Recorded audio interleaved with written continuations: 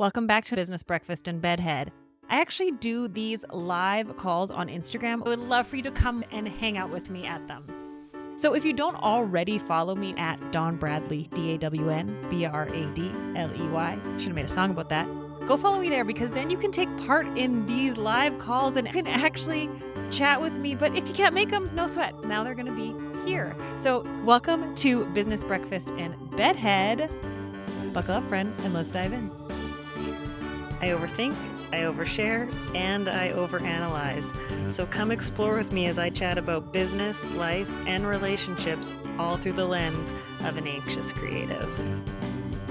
If you struggle with disorganization, if you feel like your brain is constantly going in circles, you can't seem to get things going in your business, you're a little bit embarrassed about the back end of your business, and if you think that if someone found out how disorganized you were, they'd take your business license away and you'd feel completely unqualified, you're in the right place. Good morning and welcome to Business Breakfast in Bedhead. I'm so excited that you're here. I have a full morning. I have so many exciting things to tell you, but first things first, I gotta tell you guys, so I went self-employed in 2010. I started my own business and I loved what I did. I loved my clients. I loved serving my clients, but the reality of the business side of things overwhelmed me. I was so excited to tell people I was a business owner, to feel like I was finally getting respected in a way that I had craved, because for a long time I thought I was just a hairstylist and I felt like people looked down on it. I had this insecurity around being a hairstylist or in the beauty industry. I didn't feel, I had made the assumption from comments I had been told, because my own hairstylist in high school was like, if you want to be able to financially provide for yourself, do not go into this industry. I wasn't encouraged to go into the beauty industry, into the hair industry, in a sense of saying like there was a way to like financially make good money. And so I was embarrassed and a little bit like, I don't have a university degree. I have my cosmetology diploma. And so I always carried this insecurity around. And so when I finally went into business for myself, I was like, oh, I can tell people I'm a business owner. I don't have to say I'm a hairstylist anymore. And I really wore that as a badge of honor. And yet I was so embarrassed about how disorganized I was behind the scenes, like my bookkeeping, like how I managed like information that I had to keep. I didn't know how to use, like technology was not my thing. Like using a computer, like I was a hairstylist, I'm a creative. And so I loved using the title of business owner, but I was so worried that someone would come in behind the scenes and see how disorganized I was, how much of a hot mess express I was, and expose me for the complete and utter fraud that I was.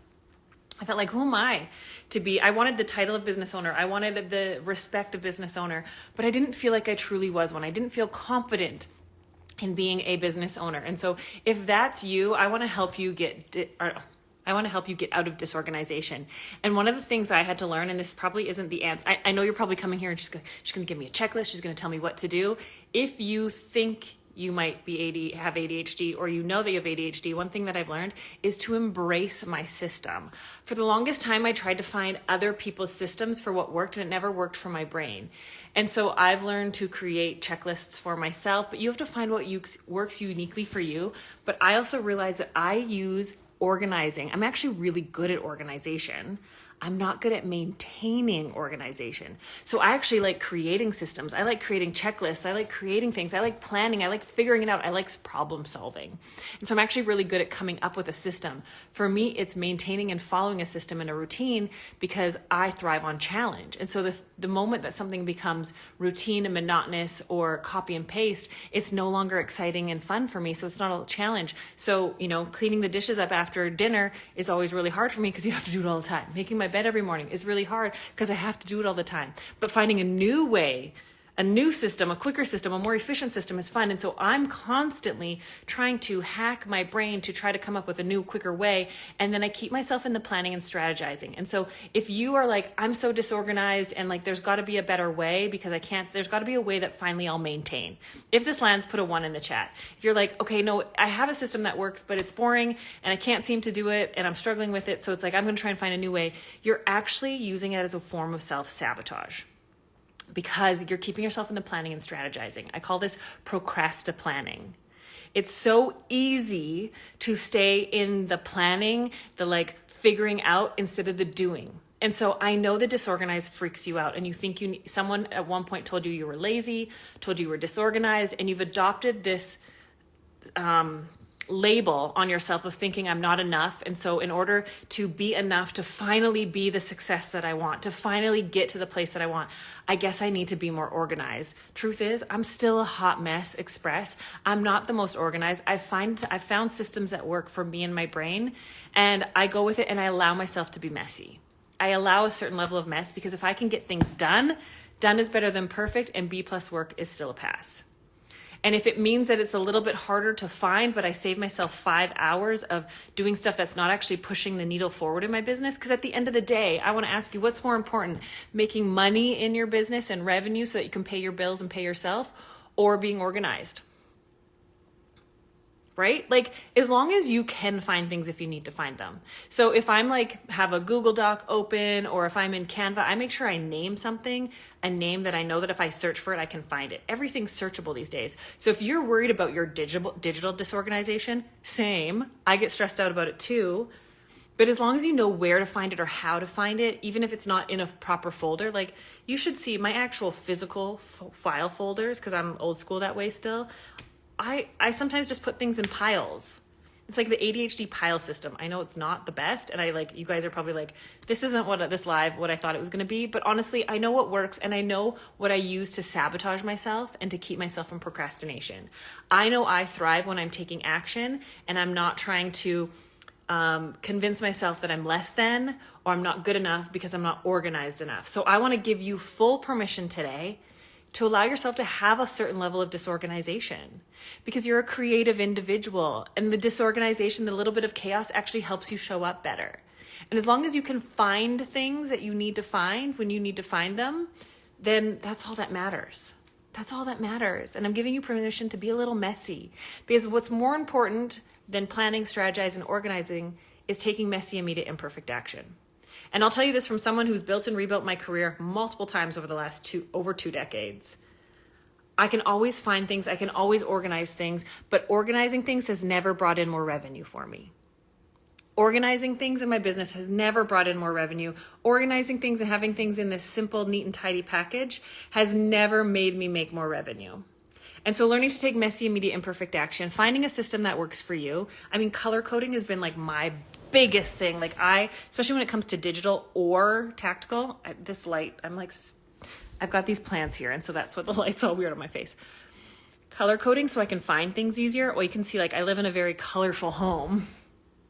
I need color, but color coding has made such a big difference rather than having everything in a perfect file. So I want to give you permission to embrace the disorganization and learn to take action towards the revenue. Is that helpful? Put a 1 in the chat. If you have any questions, let me know. But I want to give you guys permission to take messy, immediate, imperfect action, especially because I'm going live with Salon Lofts in about 45 minutes to teach how to go from 0 to fully booked in 12 weeks. And what I see a lot of people doing is they want to have a plan, a system in place first before, and you actually keep yourself in this self-sabotage, in this waiting room, in this purgatory of, there's probably a better way. There's probably a more efficient way. And there always is. But you know what's the most efficient? Taking action. Starting. Because you don't know if something works until you try. You can go, I don't know if people are going to book with that, so maybe I'll try another way. Well, you don't know until you try. And sometimes the things that I think are going to work the best in my business don't. And the thing that I'm like, that's weird, like there's no way. Like, fun fact, I have a YouTube video about foliage. And the lighting was shit that day. The sun went down too fast. The after photo, I feel like the after video of this girl's hair, you can't really tell because the lighting, like I had natural light at the beginning for the before, and I had false light, or not not natural light for the end. And I felt like you couldn't really see the difference, although it was a really beautiful transformation. I was like, well, in the video, you can't really tell, and I don't really like it. And then when I put the video up on YouTube, I spelled foliage wrong. Guess what? That video, I think, has over 200,000 views. It consistently brings in money to my business from YouTube monetization. If I would have gotten my head, not posted that YouTube video because I was like, oh, well, hi, Angie. Oh, well, like you can't really see the difference of the before and after. So people will think it's shit. Or, oh my God, I spelt that word wrong. I should take it down. If I would have taken it down, or if I wouldn't have posted it, So many people get so much value out of that video and they learn so much. So think of the people's lives that you're missing out on because you're scared that like, well, I don't have the perfect script, or I don't know exactly how to say it, or I don't know how to get clients, or I'm embarrassed about XYZ, or I need to wait until a day, my hair, I didn't blow dry my hair properly, so I can't go out and invite people, or I can't go live on Instagram, or whatever excuse that you're telling yourself to keep yourself in this, in the place before taking action. I want you to take messy, immediate, imperfect action. Case in point, yesterday I was working on my couch here and I was like, I should do a post about this webinar I'm doing with Salon Lost tomorrow. And I was like, well, my hair's greasy and I don't have any makeup on. And I was like, who freaking cares? And then sometimes I get in my head, I'm like, well, it's, I'm teaching it to beauty professionals. Like I should look decent. But then I'm like, no, done is better than perfect and B+ work is okay. And I do my best to embody taking messy, immediate, imperfect action, showing you can build a multi-six-figure business and in the service industry by showing up more than getting in your head about how. Just do. I don't care what you know. I care what you do. That's more impressive to me. And so, yes, getting organized is great. Yes, you actually are really good at organization. It's the maintenance of it that you keep yourself, you think you need to spend all this time and you use it as a self-sabotage technique. And I want you to give you permission to be a little messy. Is that helpful this morning? Let me know. Because if you can get out of your own way of thinking everything needs to be perfect and just start taking action, you'll start to see results. And like I said, it's not about doing it right the first time. It's about getting started and figuring out what worked, what didn't work, navigating the outcome. I have this action method, which I'm teaching in the webinar today. Acknowledge where you're at and what got you here. Have compassion for what's brought you here. Tackle the problem head on. Stay inspired, optimistic, and navigate the outcome. Most people won't take action. Most people won't even start. They'll sit in the, well, what's the best way to do it? Or how can I guarantee results? The only way you can start, if you think of a little kid learning to walk, they don't kind of like figure out and calculate like, how do I get my balance and what's the right way to balance so that they can take the step perfectly the first time. They just start. And they start to find their balance. And we're not standing there watching a kid learning to walk going, oh my God, that was so embarrassing. You fell down. Clearly you're not good at it. Don't try that again. And yet you're doing that to yourself right now, thinking I can't start until I know that I'm good at it. You have to be willing to suck first. You have to be willing to fail. And the moment that you give yourself permission and others permission, you start having a lot more compassion for yourself and others to fail forward and to fail at something new at this stage of your life, at this part of your career, you will go so much farther. And the people who talk shit, the people that might talk shit, the people who, say whatever, they're going to be eating their words 6 months from now, 3 months from now. I guarantee you. I mean, I can't guarantee it, but I used to have a huge insecurity about going live, about talking confidently and convicted about what I do for other people and in their businesses. Because I was like, oh my God, what are like my old coworkers thinking? Or what about people back home thinking that since I moved to Calgary and I'm talking so proudly and confidently about myself, what are they thinking? Like, are they like, who does she think she is? And it wasn't that they were even thinking it. It's that I had this judgment in my head of myself. And so the moment that I was like, you know what, Dawn, good for you. You're trying, you're putting yourself out there. Some of it's working, some of it's not. But then 6 months from now, all of a sudden, the people who I actually had found out people had talked behind my back, they were then booking in and paying me to teach them classes. And so it's not about retaliation or revenge, but just know that the people that may talk shit or the people that may judge they're just deeply insecure themselves. And if you're fearing that, it means you're deeply insecure and you're having judgmental thoughts in your head and you've thought judgmental. So the moment that you can have more compassion for yourself and for other people, that fear and that insecurity of other people talking shit will melt away because you understand that someone talking shit about you, someone saying whatever about you, trying something new and failing is just shining a light on their insecurity to take the same risk. Not everybody's cut out to take risk in this life and not everybody's willing to take risk. I think everyone has the capability in them to do big things. I know because, I didn't always have the confidence that I have now. I didn't always have the skills that I have now. Like 10 years ago, exactly 10 years ago, September 22nd, I moved to Calgary. I had zero plan. I had no clients. I knew nobody here. I'm from a small town, but I have, through the course of my life, through the course of my adult life, thrown myself into the depths of the ocean and figured out how to sink or swim. And so I haven't given myself a plan B. I haven't held on to something going, well, I'll do this and see what works. I've always jumped head first and jumped before I knew how to land and given myself no other choice but to figure it out, which means sometimes embarrassing myself, sometimes falling flat on my face. And I remember, like, I used to joke with people, like, I don't know if you know, but I'm kind of a big deal. And an ex-partner of mine was like one time, and I was using it as a way to kind of like build up my own confidence. Like, okay, I'm doing big things. I know that I know where I want to head in my career, and I know what my goals are. And so anything that doesn't align, I like let that go, and being really, really clear about where I wanted to go and what my goal was and what the purpose of what I was doing was. So if you're wanting to if you're wanting to get out of the like over planning, or if you're wanting to build your clientele, know what crystal clear what your goal is. And then anything that doesn't align, it's so easy to shrug off, or anything that doesn't align, or anything that someone says that you're like, well, obviously you don't understand the goal that I'm going for. I was able to raise my prices so much more confidently because I knew that clients would come and go. I was able to instill boundaries and policies in my business so much more easily because I know what my goal was. And I was able to move forward with confidence, knowing that if I tripped, or if I got, like I think of like going through a forest and carving a new path. Going down a path someone else has gone down before is really easy. Following someone else's plan and system is really easy. When you are a trailblazer, when you're carving your own path, when you're doing something different than nobody else has ever done before, you're going to get scraped, you're going to get bruised, you're going to trip and fall as you create your own path. But it's worth it.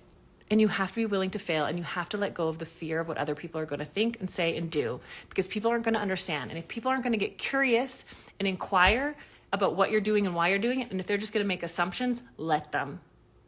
Because you will be laughing. And once again, I'm not saying do it for retaliation, or what was the other word?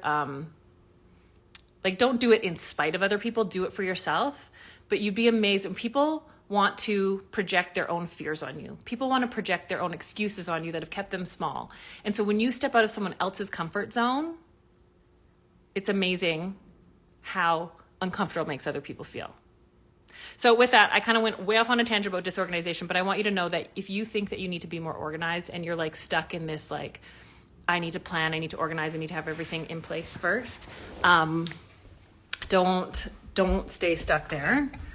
Just take messy, immediate, imperfect action, and you will be amazed at what the result is. Anyway, I gotta go. I'm going to do a webinar with Salon Lofts right away.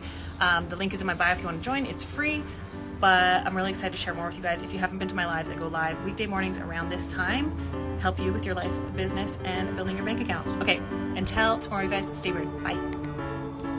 Thank you so much for listening to the podcast and for tuning into Business Breakfast and Bedhead. Like I said, I would love for you to join me live on these over on Instagram. So once again, just look up Dawn Bradley and let's connect. Shoot me a DM, send me a screenshot, tag me in your stories of listening to this or what you took away from this.